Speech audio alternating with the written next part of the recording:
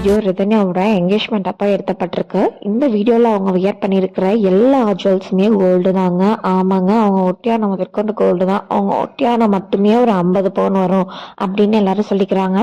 அது மட்டும் இல்லாமல் மொத்தமாக ரிதன்யாவுக்கு அவங்க போட்ட 300 பவுனுக்கு பக்கமாக இருக்கும் அப்படின்னு எல்லாரும் பேசிக்கிறாங்க. வீடியோவை பார்க்கலையும் நம்ம எல்லாருக்கும் தெரிஞ்சிருக்கோம் ரிதன்யாவுக்கு அவங்க எவ்வளோ பவுன் நகை போட்டிருக்காங்க, அவங்க என்கேஜ்மெண்ட்டவே எவ்வளோ செம்மையாக செலிப்ரேட் பண்ணியிருக்காங்க அப்படின்னு.